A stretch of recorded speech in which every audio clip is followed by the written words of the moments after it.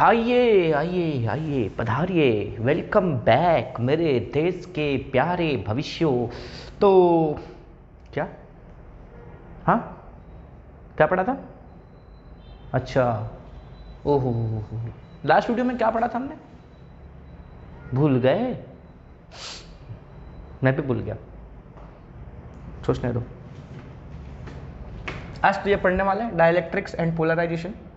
हाँ, electrostatic shielding पढ़ा था, है ना? फैराडेस केज वगैरह डिस्कस किया था, याद आ गया, याद आ गया। अच्छा, उसमें अपन ने ये डिस्कस किया था कि एक कंडक्टर अगर एक्सटर्नल इलेक्ट्रिक फील्ड में रखा जाए, ठीक है, अंदर गैप भी हो, तो अंदर जो इलेक्ट्रिक फील्ड बनता है वो जीरो हो जाता है ना? क्यों हो जाता है जीरो? क्योंकि एक बाहर से जो इलेक्ट्रिक फील्ड लग रहा था, है ना, और कंडक्टर के अंदर चार्जेस इस तरह से डिस्ट्रीब्यूट हो गए थे, है ना? जैसे कि फॉर एग्जांपल ये मेरा कंडक्टर है, इसको मैंने एक्सटर्नल इलेक्ट्रिक फील्ड में रख दिया, तो चार्जेस इंड्यूस होंगे कैसे कि यहाँ पर ये इलेक्ट्रिक फील्ड का डायरेक्शन ये है ना, तो इस तरफ पॉजिटिव चार्जेस इंड्यूस हो जाएंगे, इस तरफ नेगेटिव चार्जेस इंड्यूस हो जाएंगे, तो इलेक्ट्रिक फील्ड कुछ ऐसा बन जाएगा अंदर, है ना? अंदर एक इलेक्ट्रिक फील्ड अपोजिट डायरेक्शन में बनेगा, बाहर के अपोजिट, ठीक है? तो बाहर वाले इलेक्ट्रिक फील्ड को ये कैंसल आउट करने लगेगा, तो इतने रीजन में, कंडक्टर के अंदर वाले रीजन में नेट इलेक्ट्रिक फील्ड क्या हो जाएगा आपका? जीरो हो जाएगा। ये डिस्कस किया था हमने। अच्छा, अब ये हो जाता है क्योंकि इसमें बहुत सारे फ्री इलेक्ट्रॉन्स अवेलेबल थे, ठीक है? वो आसानी से यहाँ से यहाँ मूव कर सकते हैं, जिसकी वजह से यहाँ पर नेगेटिव और यहाँ पॉजिटिव चार्जेस बिल्टअप हो रहा था, और इतना स्ट्रॉन्ग इलेक्ट्रिक फील्ड अंदर बन रहा था जो बाहर वाले इलेक्ट्रिक फील्ड को कैंसल आउट कर सके, ठीक है? लेकिन बच्चों, डाइलेक्ट्रिक्स में ऐसा नहीं होता। अच्छा, डाइलेक्ट्रिक्स है क्या, ये तो बताओ पहले। तो डाइलेक्ट्रिक को आप कह सकते हो कि ये पुअर कंडक्टर्स हैं या इंसुलेटर्स हैं, ठीक है? इंसुलेटर्स भी आप कह सकते हो। डाइलेक्ट्रिक्स और ऑलमोस्ट सारे डाइलेक्ट्रिक्स, लगभग सारे के सारे डाइलेक्ट्रिक्स लगभग, ठीक है, इंसुलेटर्स ही होते हैं, ठीक है? अच्छा, तो ये जब किसी इलेक्ट्रिक फील्ड में रखे जाएंगे तो इन पर क्या असर होगा? कंडक्टर का तो आपने देख लिया कि कंडक्टर के अंदर इलेक्ट्रिक फील्ड जीरो हो जाता है, तो क्या डाइलेक्ट्रिक में भी ऐसा होता है? तो नहीं बच्चों, डाइलेक्ट्रिक्स के अंदर, ठीक है, net electric field inside is not zero, zero नहीं होगा, इट गेट्स रिड्यूस्ड, रिड्यूस तो हो जाएगा लेकिन जीरो नहीं होगा। मतलब क्या हुआ कि एक एक्सटर्नल इलेक्ट्रिक फील्ड है मेरा, ठीक है, ये एक इलेक्ट्रिक फील्ड है, इसके अंदर मैंने एक डाइलेक्ट्रिक मटेरियल रख दिया, ठीक है, डाइलेक्ट्रिक मटेरियल है मेरा, ये डाइलेक्ट्रिक स्लैब ले लो, ठीक है, एक स्लैब है, तो इसके अंदर भी इलेक्ट्रिक फील्ड थोड़ा लेस हो जाएगा, वीक हो जाएगा बाहर के कंपैरेटिवली। मतलब इसको लिख दो ना, ई इनसाइड और ये ई आउटसाइड, जो बाहर इलेक्ट्रिक फील्ड बना हुआ है, ठीक है? तो ई इनसाइड वाला जो है वो लेस होगा ई आउटसाइड से, ठीक है, पर जीरो नहीं होगा। जैसे कंडक्टर्स में जीरो हो जाता है ना, वैसे इसमें जीरो नहीं होता है, ठीक है? क्यों जीरो नहीं होता है वो डिस्कस करेंगे। अच्छा, इसके पीछे एक और रीजन है कि देखो, इसके अंदर ना फ्री चार्जेस नहीं होते, डाइलेक्ट्रिक के अंदर ना फ्री चार्जेस नहीं होते, सारे चार्जेस बाउंड चार्जेस होते हैं, वो अपनी जगह पर फिक्स रहते हैं, है ना? फ्री इलेक्ट्रॉन्स इसमें थोड़ी ना होते। अगर इसमें फ्री इलेक्ट्रॉन्स होते तो इसके अंदर से भी करंट फ्लो नहीं करता ना भाई, लेकिन इसके अंदर से करंट क्यों नहीं फ्लो करता? क्योंकि इसके अंदर फ्री चार्ज कैरियर्स प्रेजेंट नहीं होते, ठीक है, सारे चार्जेस बाउंड होते हैं। तो ये भी एक रीजन है कि इतना स्ट्रॉन्ग इलेक्ट्रिक फील्ड इसके अंदर सेटअप नहीं हो पाता जो कि एक्सटर्नल इलेक्ट्रिक फील्ड को कैंसल आउट कर दे, ठीक है? क्लियर है? तो लिख लो, there are no free charge carriers to set up a strong electric field inside, ठीक है? इसके वजह से ये नेट इलेक्ट्रिक फील्ड इसका जीरो नहीं होता, ये भी रीजन है। और एक रीजन और देखेंगे आगे कि क्यों इलेक्ट्रिक फील्ड वीक हो जाती है, ठीक है? जीरो नहीं होता, फ्री चार्ज कैरियर्स नहीं है, तो समझ में आता है कि कोई चार्ज मूव करेगा नहीं, है ना? इधर से इधर कोई चार्ज जाएगा नहीं, तो कोई चार्ज अगर जाएगा नहीं तो अंदर इलेक्ट्रिक फील्ड इंड्यूस भी तो नहीं होनी चाहिए। क्या कह रहा हूं, समझ आ रहा है? कंडक्टर में क्या हो रहा था, है ना? चार्जेस मूव कर रहे थे, यहाँ पर नेगेटिव चार्ज बिल्टअप हो गया था, यहाँ पर पॉजिटिव चार्ज बिल्टअप हो गया था, जिसकी वजह से अंदर एक इलेक्ट्रिक फील्ड बन गई, है ना? क्यों हुई? क्योंकि फ्री चार्ज कैरियर्स थे इसमें। अब ये डाइलेक्ट्रिक में तो कोई ऐसा फ्री चार्ज कैरियर है ही नहीं, है ना? तो ये कोई यहां से यहां जाने नहीं वाला, तो अंदर इलेक्ट्रिक फील्ड सेटअप कैसे हो रही है? आप बोल रहे हो ना कि बाहर के कंपैरिजन में अंदर जो है वो इलेक्ट्रिक फील्ड वीक हो जाती है, कमजोर हो जाती है। तो कमजोर तो तभी होगी ना जब उसको कुछ कैंसल आउट करने वाला होगा। बाहर वाले को कम करने के लिए अंदर एक इलेक्ट्रिक फील्ड होनी चाहिए जो इसके ऑपोजिट डायरेक्शन में है। अगर सेम इसके जितनी ही स्ट्रॉन्ग अंदर भी बन गई तो इलेक्ट्रिक फील्ड जीरो हो जाएगा, जैसा कंडक्टर में होता है। लेकिन इस केस में इतनी स्ट्रॉन्ग इलेक्ट्रिक फील्ड नहीं बनती जो अंदर वाले को कैंसल आउट कर दे, लेकिन फिर भी बनती तो है, तो थोड़ा तो कम करती है उसको, पूरी तरह से भले कैंसल आउट ना कर दे, थोड़ा तो कैंसल आउट करती है। तो वो जो इलेक्ट्रिक फील्ड बन रही है वो कैसे बन रही है? क्योंकि अंदर फ्री चार्ज कैरियर्स तो है ही नहीं, है ना। तो वो डिस्कस करेंगे अपन, ठीक है। तो अपन क्या करते हैं ना, ये चीज जब अपन एक डाइलेक्ट्रिक को किसी इलेक्ट्रिक फील्ड में रखते हैं तो वो हो जाता है पोलराइज। क्या हो जाता है? पोलराइज। डाइलेक्ट्रिक का पोलराइजेशन हो जाता है, ठीक है। तो अब हम क्या डिस्कस करने वाले हैं? Polarisation of dielectric. तो डाइलेक्ट्रिक का पोलराइजेशन पढ़ेंगे, उसके पहले अपन देखेंगे कि दो डाइलेक्ट्रिक्स होते हैं, दो तरह के डाइलेक्ट्रिक्स। एक होता है पोलर, एक होता है नॉन पोलर। अब पोलर डाइलेक्ट्रिक्स क्या होते हैं, नॉन पोलर डाइलेक्ट्रिक्स क्या होते हैं? भाई जो पोलर मॉलिक्यूल्स के बने होंगे, है ना, और ये जो नॉन पोलर मॉलिक्यूल्स के बने होंगे। अभी पोलर मॉलिक्यूल्स और नॉन पोलर मॉलिक्यूल्स क्या होते हैं ये मैं यहाँ पर नहीं डिस्कस करने वाला, क्योंकि इसके रिगार्डिंग मैंने ऑलरेडी एक वीडियो बना दिया था पहले ही, फर्स्ट चैप्टर का ही वीडियो है, और सिग्निफिकेंस ऑफ डाइपोल वगैरह, उसमें मैंने एक्सप्लेन किया था polar molecules non polar molecules क्या होते हैं। फिर भी यार चलो ठीक है, थोड़ा सा बता देता हूँ। जिसमें पॉजिटिव और नेगेटिव चार्जेस जो होते हैं उनके बीच में कुछ गैप होता है, ठीक है। मॉलिक्यूल्स में जो पॉजिटिव और नेगेटिव चार्जेस के बीच में थोड़ा सा गैप होगा तो ये कहलाएंगे पोलर मॉलिक्यूल्स। और जिसमें पॉजिटिव और नेगेटिव चार्जेस कोइंसाइड करते हैं, यानी दोनों का सेंटर सेम जगह पर लाई करता है, तो ये नॉन पोलर कहलाते हैं, ठीक है। क्लियर है? पक्का? तो इनका जो पोलर डाइलेक्ट्रिक होंगे ना, उनमें जो मॉलिक्यूल्स होते हैं उनका पहले से ही खुद का एक डाइपोल मोमेंट होगा, ठीक है। पहले से ही डाइपोल मोमेंट होगा। मॉलिक्यूल्स हैव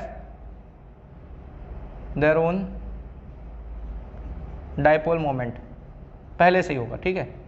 अपना खुद का एक डाइपोल मोमेंट होता है। रफ में लिख दिया मैंने इसको यहाँ पर, molecules don't have their own dipole moment, इनका खुद का कोई डाइपोल मोमेंट नहीं होता, क्योंकि भाई पॉजिटिव और नेगेटिव चार्जेस कोइंसाइड कर रहे हैं, तो कोई डाइपोल मोमेंट इनका नहीं होगा। अच्छा, अब अपन डिस्कस करते हैं कि इनको जब अपन रखेंगे इलेक्ट्रिक फील्ड में, एक्सटर्नल इलेक्ट्रिक फील्ड में, तब क्या होगा। तो देखो अभी पहले अपन बात करते हैं किसकी, नॉन पोलर की। नॉन पोलर डाइलेक्ट्रिक इन electric field, external electric field के अंदर इसको रख दिया अपन ने, तो क्या होगा। तो पहले तो ये डाइलेक्ट्रिक रखा अपन ने, ठीक है। अभी कोई इलेक्ट्रिक फील्ड अपन ने नहीं अप्लाई किया है, ठीक है। तो इसमें क्या होगा, पॉजिटिव नेगेटिव चार्जेस जो हैं वो कोइंसाइड करेंगे, ठीक है, कोइंसाइड करेंगे, ठीक है। एक ही सेंटर पर लाई करेंगे दोनों के दोनों, ठीक है। अब अगर आपने इलेक्ट्रिक फील्ड अप्लाई कर दिया, ठीक है, आपने बाहर से इलेक्ट्रिक फील्ड लगा दी, कहाँ गया कहाँ गया कहाँ गया, ये रहा, ये एक्सटर्नल इलेक्ट्रिक फील्ड लगा दिया आपने। चलो पूरा पास ही करवा दो, ठीक है। आपने एक्सटर्नल इलेक्ट्रिक फील्ड लगा दी इस डायरेक्शन में, यहां से यहां जा रही है, ओके। अब जो अंदर मॉलिक्यूल्स थे, जो नॉन पोलर मॉलिक्यूल्स थे, जिनके पॉजिटिव और नेगेटिव चार्जेस कोइंसाइड कर रहे थे, तो ये पॉजिटिव और नेगेटिव चार्जेस पर फोर्स लगने लगेगा। अगर एक चार्ज इलेक्ट्रिक फील्ड में आता है तो वो फोर्स एक्सपीरियंस करता है। तो इस जगह पर, ठीक है, मान लो ये एक था मेरा जिसमें पॉजिटिव और नेगेटिव चार्जेस कोइंसाइड कर रहे थे, तो पॉजिटिव चार्ज पर भी फोर्स लगेगा, नेगेटिव चार्ज भी फोर्स लगेगा, ठीक है। दोनों पर इलेक्ट्रिक फील्ड की वजह से फोर्स लगेगा। तो जो फोर्स लगेगा पॉजिटिव चार्ज पर लगेगा, वो कहां तरफ, किस तरफ लगेगा, इलेक्ट्रिक फील्ड के डायरेक्शन में लगेगा। और जो नेगेटिव चार्ज पर लगेगा वो इलेक्ट्रिक फील्ड के ऑपोजिट डायरेक्शन में लगेगा, ये पता है अपने को, है ना। नेगेटिव चार्ज जो है वो हमेशा इलेक्ट्रिक फील्ड के ऑपोजिट डायरेक्शन में भागता है, वहां फोर्स एक्सपीरियंस करता है, ओके। और पॉजिटिव चार्ज इलेक्ट्रिक फील्ड के डायरेक्शन में भागेगा। तो इस वजह से क्या होगा कि ये दोनों सेपरेट हो जाएंगे। इनके बीच में जो गैप था, पहले एक ही जगह पर लाई कर रहे थे दोनों, सेंटर एक ही जगह था दोनों का, वो दोनों सेपरेट हो जाएगा, ठीक है। तो ये कुछ ऐसा एक डाइपोल बना देंगे, ठीक है। इस तरफ हमारा नेगेटिव चार्ज भाग जाएगा, इस तरफ हमारा पॉजिटिव चार्ज भाग जाएगा, ठीक है। अच्छा, लेकिन इसमें भी ऐसा है कि उस हिसाब से देखा जाए तो पॉजिटिव चार्ज एकदम इधर चले जाना चाहिए, नेगेटिव चार्ज एकदम अलग हो जाना चाहिए, दोनों का एकदम ब्रेकअप हो जाना चाहिए, डाइवोर्स हो जाना चाहिए, है ना। दोनों एकदम अलग, जा तू अपने रास्ते, मैं अपने रास्ते, पर ऐसा भी नहीं होता, ठीक है। ये एकदम दोनों अलग नहीं हो जाते, टूट नहीं जाते, ठीक है, ये बस थोड़ा सा दूर जाते हैं फिर रुक जाते हैं। क्यों? अभी भाई कुछ प्यार मोहब्बत होगा इनका पहले से। कैसे? देखो, अंदर ना मॉलिक्यूल्स के अंदर आपसी जो आयन्स है उनके अंदर आपस में भी एक फोर्स लगता है, ठीक है, उनका आपसी एक फील्ड बनता है, ठीक है, तो वो फील्ड क्या करता है, इनको दूर जाने से रोकता है, ठीक है। मॉलिक्यूल के अंदर भी फील्ड बनता है, मॉलिक्यूल के अंदर भी मॉलिक्यूलर फोर्सेस होते हैं, वो फोर्सेस एटम्स को या आयन्स को अलग होने से रोकते हैं, ठीक है। तो ये जा तो रहे थे अलग होने, क्योंकि इलेक्ट्रिक फील्ड इनको दूर ले जा रहा था, लेकिन अंदर अंदर जो इनका फोर्स था ना उसने इनको अलग होने से रोक दिया। वो था थोड़ा कमजोर था जिसकी वजह से इन दोनों को अलग कर दिया, लेकिन फिर भी इतना प्यार है इनके अंदर अभी भी कि ये दोनों एकदम ही दूर दूर नहीं चले गए, बस अड़ोस पड़ोस में है। समझ में आया? थोड़े दूर गए हैं, तो थोड़ा सा गैप बन गया बीच में, तो गैप बन गया तो एक डाइपोल की तरह बन गए ये लोग, इन्होंने एक डाइपोल बना दिया तो इनका अपना एक डाइपोल मोमेंट बनेगा, है ना। तो ऐसे ही सारे के सारे जो भी चार्जेस हैं हमारे वो इस तरह से ही अलाइन हो जाएंगे, सारे मॉलिक्यूल्स मतलब इस तरह से बन जाएंगे कि एक नेट डाइपोल मोमेंट बन जाएगा, ठीक है। थोड़ा सा एडजस्ट कर लेना डायग्राम आइकन,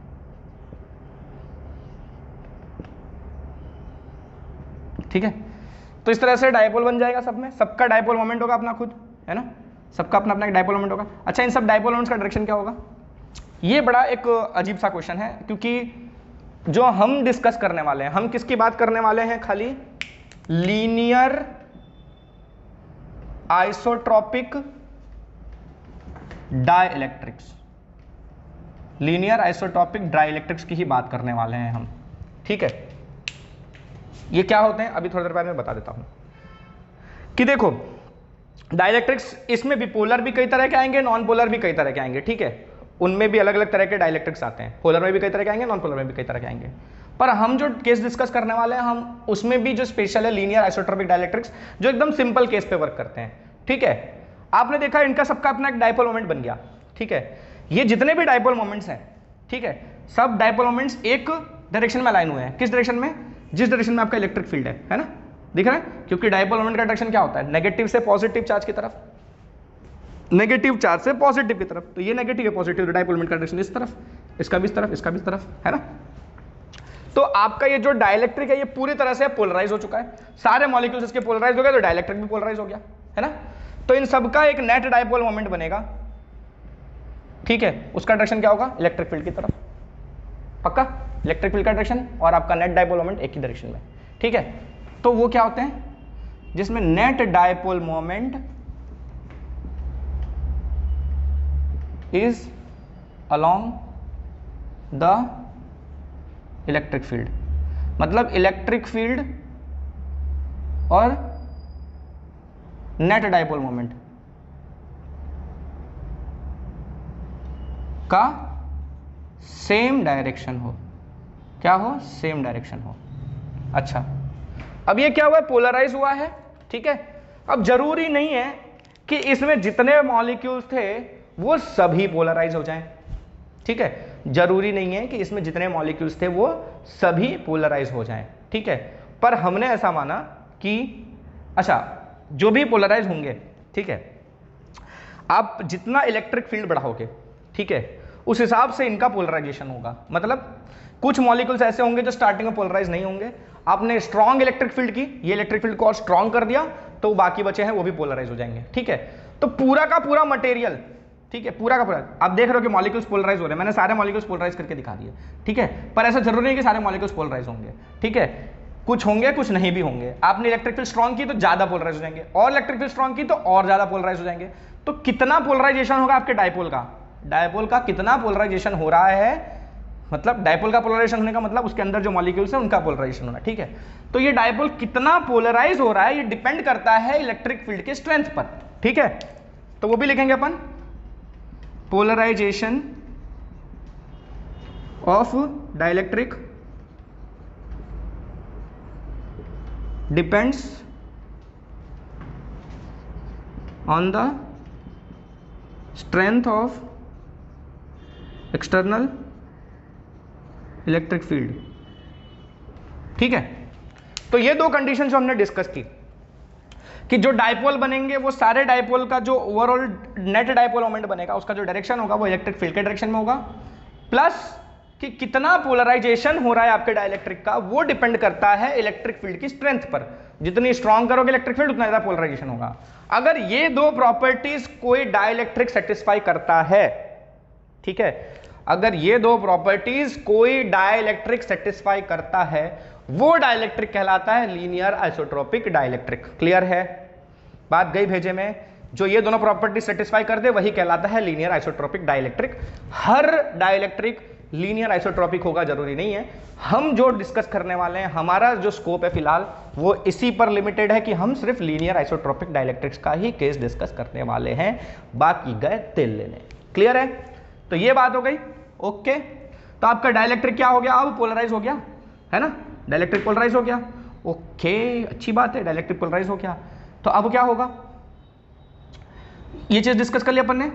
अब इसके बाद अपन एक पोलर वाले के लिए लेंगे और फिर दोनों को कंबाइन करके इलेक्ट्रिक फील्ड क्यों कम हो जाता है वो डिस्कस करेंगे। ठीक है, तो अब मैं इसके बाद सीधा पोलराइज्ड डाइलेक्ट्रिक की बात कर लेता हूं। ठीक है,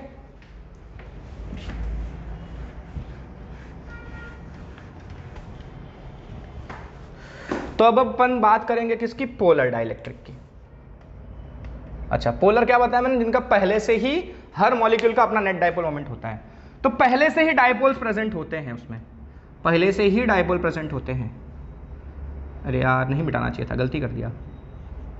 इधर एक नया डायग्राम बना सकता था मैं।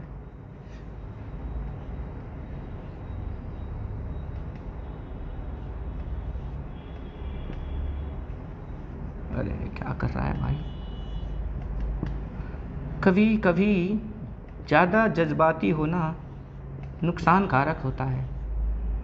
ठीक है, होशियारी मार रहे थे, लो करो मेहनत। अब ये बबुल बबुल,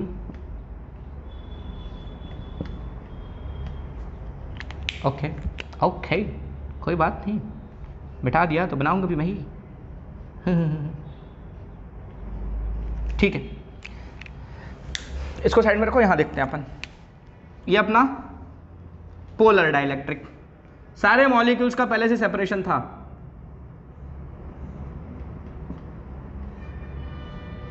पहले से ही डाइपोल मोमेंट था। ठीक है, तो इसका डाइपोल मोमेंट का डायरेक्शन कुछ इस तरफ आएगा, इसका डाइपोल मोमेंट का डायरेक्शन कुछ इस तरफ आएगा, इसका डाइपोल मोमेंट का डायरेक्शन इस तरफ। तो ऐसे ही हर मॉलिक्यूल पोलर है। पोलर डाइलेक्ट्रिक है मतलब उसमें जितने भी मॉलिक्यूल्स हैं सारे के सारे पोलर हैं, और सभी पोलर हैं तो उन सबका अपना अपना एक नेट अपना खुद का एक डाइपोल मोमेंट होगा मॉलिक्यूल्स का। ठीक है, लेकिन ये सारे मॉलिक्यूल्स जो हैं वो रैंडमली ओरिएंटेड होते हैं। ठीक है, क्या होता है? All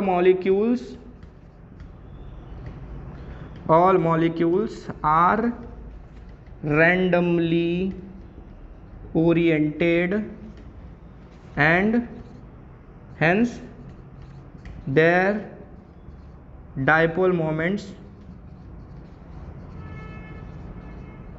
are also randomly oriented due to thermal agitation। Thermal agitation मतलब क्या हुआ? नॉर्मली रूम टेम्परेचर पर उनको इतनी हीट मिलती है कि वो नाचते गाते रहें, उनके पास एनर्जी होती है हीट की वजह से, थर्मल एनर्जी होती है, जिसकी वजह से वो इधर उधर मूवमेंट, मतलब अलाइनमेंट उनका डिस्टर्ब होता रहता है, कभी इधर कभी इधर कभी उधर। ठीक है, तो उनका अलाइनमेंट ऐसे मूव करता रहेगा, कुछ भी डिस्टर्बेंस होता रहेगा। ठीक है, जिसकी वजह से नेट डाइपोल मोमेंट जो है वो क्या होता है? जीरो होता है। ठीक है, आपने जो देखा नॉन पोलर वाले में, नॉन पोलर में क्या था? बेचारों के पास पहले से ही डाइपोल मोमेंट नहीं था, है ना, खुद का डाइपोल मोमेंट था ही नहीं। आपने इलेक्ट्रिक फील्ड में रखा तो वो डाइपोल बन गया और उनका अपना डाइपोल मोमेंट बन गया, तो वो भी डाइपोल डायरेक्टली अलाइन हो गया इलेक्ट्रिक फील्ड के साथ।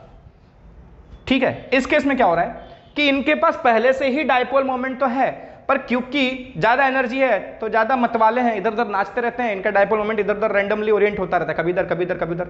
तो जो नेट डाइपोल मोमेंट है पूरे सब्सटेंस का, पूरे स्लैब का, जो पूरे डाइलेक्ट्रिक का जो नेट डाइपोल मोमेंट है वो जीरो रह जाता है। ठीक है, रैंडम ओरिएंटेशन की वजह से सब कैंसल आउट कर देते हैं एक दूसरे को। क्लियर है? अब जब आप इनको इलेक्ट्रिक फील्ड में रखोगे, एक्सटर्नल इलेक्ट्रिक फील्ड में, ठीक है, ये तो तब जब इलेक्ट्रिक फील्ड नहीं लग रही थी बाहर से, जैसे ही बाहर से इलेक्ट्रिक फील्ड लगी तो क्या होगा कि भाई पॉजिटिव चार्ज है वो जाएगा किस तरफ? इस तरफ इलेक्ट्रिक फील्ड के डायरेक्शन में मूव करने की कोशिश करेगा, नेगेटिव चार्ज इलेक्ट्रिक फील्ड के ऑपोजिट डायरेक्शन में मूव करने की कोशिश करेगा, तो ये धड़ाम से ऐसा था तो ऐसा अलाइन हो जाएगा, ऐसा था तो ऐसा हो जाएगा, इधर नीचे था तो ऐसा हो जाएगा, है ना, इस तरफ पॉजिटिव इस तरफ नेगेटिव था तो घूम के ऐसा अलाइन हो जाएगा, मतलब सब घूम फिर के एक डायरेक्शन में अलाइन हो जाएंगे। समझे समझे, ऐसा था इलेक्ट्रिक फील्ड लगा धड़ाक से ऐसे अलाइन हो गया, ऐसा था इलेक्ट्रिक फील्ड लगा अलाइन हो गया, इधर की तरफ से इलेक्ट्रिक फील्ड लगा अलाइन हो गया। समझा? तो जो भी रैंडमली ओरिएंटेड थे सब के सब मिलजुल के अब एक डायरेक्शन में अलाइन होने लग गए। ठीक है, कैसे? जब आपने बाहर से इलेक्ट्रिक फील्ड लगा दिया तब। ओके, तो अब ये फिर से वैसा ही बन गया जैसा हमारा पोलर वाला नॉन पोलर वाला बन गया था, है ना, जैसे नॉन पोलर वाला बना था वैसे ये भी अलाइन हो गया। ओके, तो अब हम कह सकते हैं कि हमारा जो सब्सटेंस है वो पोलराइज हो गया है। ठीक है, so the dielectric when kept, कौन सा dielectric? Polar. when kept in external electric field, all dipoles get aligned along the electric field। मेरी राइटिंग बहुत गंदी है, please cooperate. along the electric field giving rise to a net dipole moment, एक net dipole moment पूरे substance का बन जाएगा। Thus we can say the dielectric is polarized।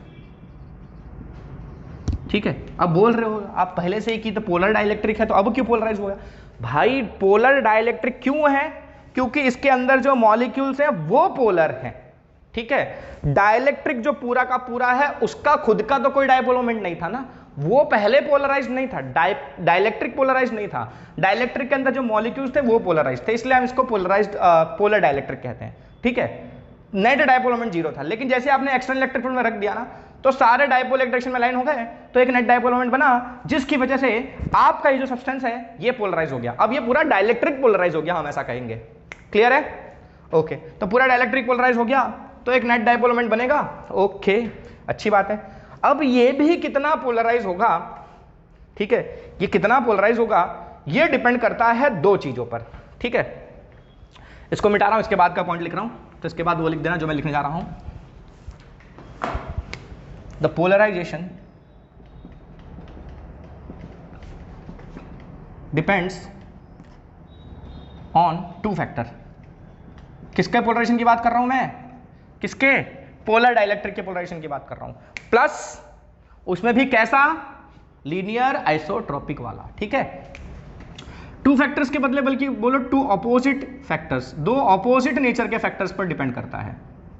ठीक है, पहला है potential energy, electric potential energy, potential energy of dipole which tries to align it along the direction of electric field, and second is thermal energy which tries to disrupt the alignment। हो क्या लिख दिया? देखो, दो properties पर depend करता है, दोनों एक दूसरे के अपोजिट प्रॉपर्टीज हैं। एक प्रॉपर्टी क्या? उसकी पोटेंशियल एनर्जी, जो यहां डाइपोल्स बन रहे हैं उन डाइपोल्स की पोटेंशियल एनर्जी। पोटेंशियल एनर्जी के हिसाब से डाइपोल क्या करता है? कोशिश करता है कि वो इलेक्ट्रिक फील्ड के डायरेक्शन में अलाइन हो जाए। ठीक है, यही होता है ना, हर डाइपोल चाहता है कि वो इलेक्ट्रिक फील्ड के साथ अलाइन हो जाए। तो जो पोटेंशियल एनर्जी है उस डाइपोल के पास, उस एनर्जी को वो स्पेंड करना चाहता है, वो चाहता है कि वो ऐसे अरेंज हो जाए कि उसका डायरेक्शन, डाइपोल का डायरेक्शन, डाइपोल मोमेंट का और इलेक्ट्रिक फील्ड का डायरेक्शन सेम हो जाए। ठीक है, वहां एक और एनर्जी है उस डाइपोल के पास जो उसकी थर्मल एनर्जी, जो उसको टेम्परेचर की वजह से मिली हुई है, हीट की वजह से मिली हुई है। वो एनर्जी ये कोशिश करती है कि ये डाइपोल जो है वो इलेक्ट्रिक फील्ड के साथ अलाइन ना रहे, वो बर्बाद रहे, इधर उधर ओरिएंटेड, जैसे रैंडमली सब ओरिएंटेड हुए थे ना डायपोल, वो ऐसे नाचते गाते रहे, ठीक है। तो थर्मल एनर्जी चाहती है उसको रैंडमली ओरिएंटेड रहे, इधर इधर कभी मतलब भिखारी की तरह इधर उधर घूमता रहे खाली, ठीक है, कहीं एक फिक्स जगह पे अलाइन ना हो, ठीक है। और जो इलेक्ट्रिक पोटेंशियल एनर्जी है वो चाहता है कि इसका घर बस जाए, ये एक पर्टिकुलर डायरेक्शन में अलाइन हो जाए और एक ही काम करे, ठीक है, अपना परिवार संभाले, जो भी करना है करे, ठीक है, सुधर जाए, है ना। थर्मल एनर्जी को सुधरने नहीं देना चाहती, पोटेंशियल एनर्जी को सुधारना चाहती है। दोनों एक दूसरे के अपोजिट नेचर की प्रॉपर्टीज है ना, दोनों अपोजिट फैक्टर्स हैं। यही दोनों डिटरमाइन करते हैं कि आपका जो पोलर डाइलेक्ट्रिक है वो कितना पोलराइज होगा, ठीक है। इनमें से जिसकी वैल्यू ज्यादा, अगर ये ज्यादा हुआ तो ज्यादा पोलराइजेशन हुआ, और अगर ये ज्यादा हुआ तो पोलराइजेशन कम होगा। क्लियर है, मेरी बात समझ में आ रहा है? ये कोशिश करेगा ना पोलराइज रखने का, और ये चाहता है ऑपोजिट, ठीक है। तो ये ज्यादा रहा, अगर पोटेंशियल एनर्जी ज्यादा रही डायपोल्स की, तो आपका डायपोल जो आपका मटेरियल है वो ज्यादा पोलराइज होगा, और अंदर जो डायपोल्स बन रहे हैं उनकी थर्मल एनर्जी अगर ज्यादा रही तो आपका जो सब्सटेंस है पूरा वो कम पोलराइज होगा। क्लियर है? ओके। तो ये तो बात हो गई पोलराइजेशन की, इनके कि इन फैक्टर्स पर डिपेंड करता है। अच्छा, अब ये पोलराइजेशन होता क्या है वो भी देख लेते हैं अपन। पोलराइजेशन की भी डेफिनेशन लिखेंगे अपन।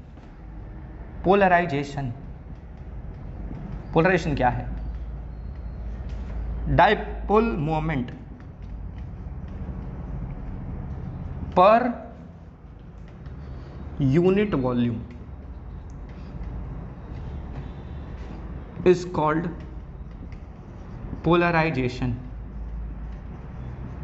अच्छा, ये क्या बात हो गई? अरे मैंने क्या बताया आपको, बहुत सारे मॉलिक्यूल्स है, बहुत सारे, ठीक है, सब मॉलिक्यूल्स का अपना अपना एक डायपोल मोमेंट है, ठीक है। तो इस पूरे सब्सटेंस का बहुत बड़ा डायपोल मोमेंट बनेगा, और उस पूरे डायपोल मोमेंट को आप अगर वॉल्यूम से डिवाइड कर दो इस सब्सटेंस के, ठीक है, इस सब्सटेंस में जितना नेट डायपोल मोमेंट बना है, उस नेट डायपोल मोमेंट को अगर आप वॉल्यूम से डिवाइड कर दो तो आपको मिलता है पोलराइजेशन। तो वही पोलराइजेशन के लिए मैं लिख सकता हूं ऐसे, polarisation is what? Net dipole moment of dielectric divide by volume of dielectric. Net dipole moment जो बन रहा है उसको अपन इसी के वॉल्यूम से डिवाइड कर देंगे तो अपन को मिलता है पोलराइजेशन, ठीक है। फॉर लीनियर आइसोट्रोपिक डाइलेक्ट्रिक, अगर कोई लीनियर आइसोट्रोपिक डाइलेक्ट्रिक जैसे कि हम डिस्कशन ही कर रहे हैं कब से, उसमें पोलराइजेशन जो होता है वो होता है equals to chi E into E, P bar equals to chi E bar. What is काई ई? काई लिखते स्पेलिंग में CHI है, ठीक है, CHI, लेकिन हम पढ़ेंगे क्या? काई, ठीक है। इसको हम कहते हैं क्या? Electric susceptibility. क्या कहते हैं इसको? इलेक्ट्रिक ससेप्टिबिलिटी, ठीक है। ससेप्टिबिलिटी मतलब समझते हो? ससेप्टिबल होना मतलब कितना उसके ऊपर असर हो सकता है। ज्यादा ससेप्टिबल है मतलब उसके ऊपर ज्यादा असर हो सकता है, ठीक है। कम ससेप्टिबल है मतलब उसके ऊपर कम असर होगा किसी भी चीज का। तो किसी चीज का कितना उसके ऊपर इन्फ्लुएंस पड़ता है, that is susceptibility. If it is more susceptible it means it gets influence more, if it is less susceptible it means it is less influenced by external factors. बाहर की चीजों से उसके ऊपर बहुत कम असर पड़ता है तो वो उसकी ससेप्टिबिलिटी कम कहलाएगी। ससेप्टिबिलिटी ज्यादा होने का मतलब बाहर की चीजों का उसके ऊपर असर बहुत ज्यादा पड़ता है। Okay, so this is susceptibility and what is it? Electric susceptibility. ऐसी एक और ससेप्टिबिलिटी के बारे में हम आगे भी पढ़ेंगे, लेकिन फिलहाल जो है वो बता देता हूं। इलेक्ट्रिक ससेप्टिबिलिटी मतलब इलेक्ट्रिक फैक्टर्स का इसके ऊपर क्या फर्क पड़ेगा, ठीक है। इलेक्ट्रिक फैक्टर्स इसको कितना ज्यादा असर कर सकते हैं, that is electric susceptibility. Okay, so polarization का एक फॉर्मूला है chi E into E, right. What is E? Electric field. Chi E is electric susceptibility. What is P? P bar is net polarization, ठीक है, that is net dipole moment of dielectric divide by volume, यानी कि dipole moment per unit volume, ठीक है। इसी को हम कहते हैं पोलराइजेशन। तो कोई भी डाइलेक्ट्रिक कितना पोलराइज हो सकता है, ठीक है, वो हम इससे पता कर सकते हैं इस फॉर्मूले से, ठीक है। ओके, तो ये सारी चीजें तो डिस्कस हो गई डाइलेक्ट्रिक्स के बारे में। अब मैंने क्या बताया था कि इसके बाद हम क्या डिस्कस करेंगे कि वो जो इलेक्ट्रिक फील्ड अंदर कम हो रही थी ना डाइलेक्ट्रिक के अंदर, वो क्यों कम हो रही थी। तो उसके लिए यही डायग्राम रहने देता हूं, है ना, इससे ही समझ में आ जाएगा। एक और यहां बना देता हूं एक्स्ट्रा,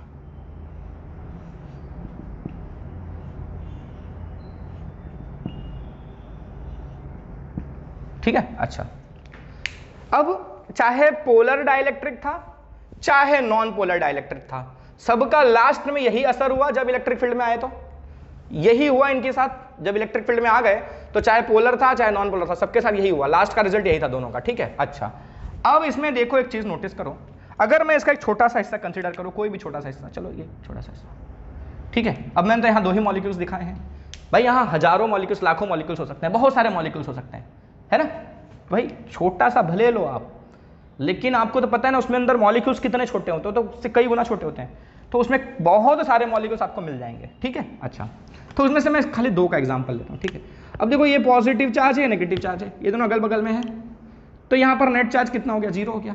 अच्छा वो छोड़ो, इस रीजन को कंसिडर करो, positive negative charge cancel out हो गए, नेट चार्ज 0 हो गया। तो अगर आप छोटे छोटे वॉल्यूम कंसिडर करो, ठीक है, इस पूरे सब्सटेंस के छोटे छोटे वॉल्यूम्स कंसिडर करो, तो उसके अंदर नेट चार्ज जो है वो हर जगह 0 होगा। ठीक है, यहाँ से, ठीक है, ये लास्ट वाला मॉलिक्यूल छोड़ दो, लास्ट वाला आइटम छोड़ दो, सॉरी लास्ट वाला पॉजिटिव नेगेटिव चार्ज, इतने रीजन की बात कर लो। ठीक है, ये सब कोई ना कोई, देखो ये नेगेटिव इस पॉजिटिव के पास आ रहा है 0, ये नेगेटिव इस पॉजिटिव के पास आ रहा है 0, ये नेगेटिव इस पॉजिटिव के पास आ रहा है 0, तो ये नेगेटिव पॉजिटिव 0, नेगेटिव पॉजिटिव 0, सब 0 0 हो गए। तो अंदर इस रीजन में सबके सब तो 0 हो रहे हैं। समझ में आ रहा है क्या प्रॉब्लम, समझ में आ रहा है ना, पक्का ना, है ना। ये नेगेटिव और ये पॉजिटिव बगल में, तो सब अंदर जो है इस रीजन में नेट चार्ज तो 0 हो जा रहा है ना।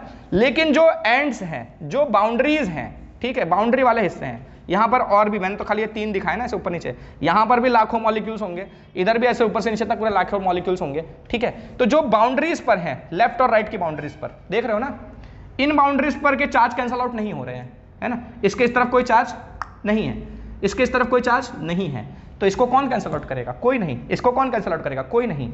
ये पॉजिटिव नेगेटिव पॉजिटिव नेगेटिव, अब देखो, अब बोलोगे कि तो इतना दूर है कैसे कैंसल आउट होंगे, अरे भाई दूर तो मैंने दिखाया है ना, मैंने तो बहुत कम बनाए हैं ना। अब मैंने बताया ना कि इतने ही वॉल्यूम में लाखों मॉलिक्यूल्स प्रेजेंट होंगे, तो ये एक ऐसा, जैसे पॉजिटिव नेगेटिव सेपरेट हो गए, पहले ये अगर पोलर या नॉन पोलर जो भी बोलो, अगर पोलर थे तो ऐसे अलाइन हो गए और नॉन पोलर थे तो सेपरेट होके बने हैं। अच्छा, इसके जस्ट बगल में, एकदम जस्ट बगल में दूसरा भी प्रेजेंट होगा, ठीक है, जिसका यहाँ पॉजिटिव और यहाँ नेगेटिव आता होगा। ठीक है, तो ये ऑलमोस्ट इन दोनों के सेंटर्स हम मान सकते हैं कि ऑलमोस्ट कोइंसाइड कर रहे हैं, एकदम पास पास आते हैं सबके सेंटर्स।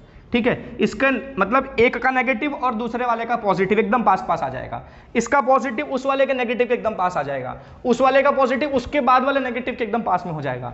तो ये सब कैंसल आउट कर देंगे एक दूसरे को। ठीक है, खाली कौन बच जाएगा, जो एंड्स पर हैं, तो इस तरफ एंड्स पर पॉजिटिव पॉजिटिव चार्ज बच जाएगा, इस तरफ एंड्स पर नेगेटिव नेगेटिव चार्ज बन जाएगा, अंदर का सब कैंसल आउट हो जाएगा। क्लियर है, तो ये मेरा हिस्सा जो है ये पूरा पॉजिटिवली चार्ज हो गया, मैं ऐसा मान सकता हूं, और ये मेरा हिस्सा पूरा नेगेटिवली चार्ज हो गया, मैं ऐसा मान सकता हूं। ठीक है, ये पूरा हिस्सा मेरा पॉजिटिव चार्ज हो गया, ये मेरा हिस्सा पूरा नेगेटिवली चार्ज हो गया। अब देखो, अब खुद बताओ कि इधर बन गया पॉजिटिव चार्ज, इधर बन गया नेगेटिव चार्ज, तो इस वजह से यहां पर एक इलेक्ट्रिक फील्ड इस तरफ सेटअप होगी कि नहीं होगी, होगी, ब्लू लाइन से जो दिखा रहा हूं, है ना। इधर पूरा पॉजिटिव चार्ज का बिल्टअप, इस तरफ पूरा नेगेटिव चार्ज का बिल्टअप, तो पॉजिटिव से नेगेटिव की तरफ यहां पर भी एक इलेक्ट्रिक फील्ड सेटअप हो गई। बात गई भेजे में, एक्सटर्नल इलेक्ट्रिक फील्ड हमने पहले से लगाया था, उसी की वजह से तो ये रिजल्ट मिला हमको, इस तरह के अलाइनमेंट्स मिले। तो इलेक्ट्रिक फील्ड एक्सटर्नल जो थी इस तरफ से इस तरफ जा रही थी, मतलब हमारे लेफ्ट से हमारे राइट की तरफ जा रही थी। ये सारी चीजें होने की वजह से, इस तरह के अलाइनमेंट्स होने की वजह से अंदर के सारे चार्जेस कैंसिल हुए, लेकिन एंड्स पर, बॉर्डर्स पर चार्जेस बने, उनकी वजह से एक इलेक्ट्रिक फील्ड और इंड्यूस हुआ अंदर, जो कि ऑपोजिट डायरेक्शन इनके राइट से लेफ्ट की तरफ जा रहा था। ठीक है, तो यहां पर ये जो इलेक्ट्रिक फील्ड सेटअप हुआ है वो बाहर वाले इलेक्ट्रिक फील्ड को कैंसल आउट कर रहा है। समझ में आया, तो आपका एक एक्सटर्नल इलेक्ट्रिक फील्ड था, ठीक है, एक्सटर्नल इलेक्ट्रिक फील्ड था, माइनस कौन सा, इंड्यूस्ड इलेक्ट्रिक फील्ड। ठीक है, आपको देगी क्या, नेट इलेक्ट्रिक फील्ड। समझे, तो ये समझ में आ गया कि क्यों कमजोर हो जाता है अंदर इलेक्ट्रिक फील्ड। जीरो तो नहीं होता है ना, मेटल्स में क्या हो जाता है, जीरो हो जाता था, क्योंकि मेटल्स में बहुत सारे फ्री चार्ज कैरियर्स थे, सब ऐसे ही अरेंज हो जाते थे कि पूरा एक सेटअप बना देते थे इलेक्ट्रिक फील्ड का स्ट्रॉन्ग, कि कैंसल आउट हो जाता था। लेकिन इसमें इतना ज़्यादा स्ट्रॉन्ग इलेक्ट्रिक फील्ड नहीं बनता, क्योंकि सिर्फ कुछ चार्जेस ही इसमें इलेक्ट्रिक फील्ड बनाने में कंट्रीब्यूट कर रहे हैं। तो इस वजह से इलेक्ट्रिक फील्ड तो बनेगा, ठीक है, देख रहे हो ना कैसे बन रहा है, पर इतना स्ट्रॉन्ग नहीं बनेगा जितना बाहर वाली इलेक्ट्रिक फील्ड है। ठीक है, तो उसको पूरी तरह से तो कैंसल आउट नहीं करेगा, लेकिन उसके इफेक्ट को कम जरूर कर सकता है। तो आपका जो एक्सटर्नल इलेक्ट्रिक फील्ड था ठीक है, उसके ऑपोजिट में आपका इंड्यूस इलेक्ट्रिक फील्ड जनरेट हुआ है, तो ये दोनों एक दूसरे को कैंसिल आउट तो करेंगे, पूरी तरह से नहीं कैंसिल आउट करेंगे, कुछ वैल्यू रह जाएगी, वो आपकी नेट इलेक्ट्रिक फील्ड होगी। पक्का गई बात भेजे में? ओके, तो इसलिए हम कहते हैं कि अंदर के रीजन में इलेक्ट्रिक फील्ड वीक हो जाएगा, पर जीरो नहीं होता है। तो इसके साथ आप ये भी कह सकते हो कि देखो ये जो सरफेस है, ठीक है, इस सरफेस पर पूरा पॉजिटिव चार्ज बना हुआ है, ठीक है, इसको हम बोलेंगे इसकी सरफेस चार्ज डेंसिटी हो गई हमारी सिग्मा पी, ठीक है। पी क्यों लगा रहे हैं? क्योंकि पोलराइजेशन के बाद बनी है ये चार्ज डेंसिटी, ठीक है। इस सरफेस की चार्ज डेंसिटी को सिग्मा पी नाम दे दिया, तो इस तरफ की इस चार्ज डेंसिटी को हम माइनस सिग्मा पी बोल सकते हैं। सिग्मा पी मतलब वैल्यू तो सेम होगी दोनों की, चार्ज डेंसिटी की वैल्यू सेम होगी दोनों की, बस इस तरफ पॉजिटिव चार्ज डेंसिटी बन रही है, इस तरफ नेगेटिव चार्ज बन रही है, क्योंकि नेगेटिव चार्ज इसलिए negative charge density, positive charge इसलिए पॉजिटिव चार्ज डेंसिटी। क्लियर है इतना? तो यहाँ सिग्मा पी चार्ज डेंसिटी, यहाँ पर minus sigma P charge density, और उस वजह से यहाँ पर एक इलेक्ट्रिक फील्ड सेटअप हुआ है। अच्छा, ये जो इलेक्ट्रिक फील्ड सेटअप हुआ है, ठीक है, ये इंड्यूस इलेक्ट्रिक फील्ड जो सेटअप हुआ है वो क्यों हुआ है?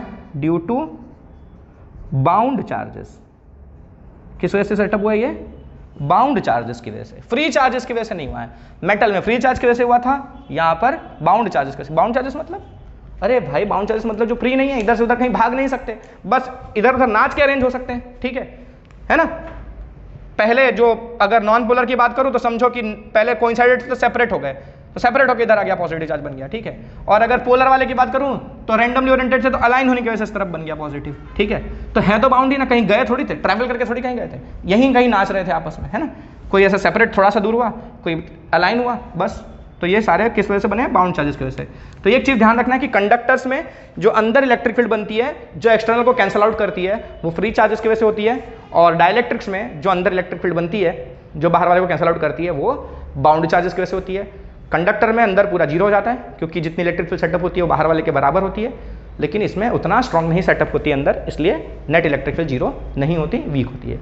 तो बाकी चीज़ें अगले वीडियो में। थक गया, जय हिंद, मिलते हैं।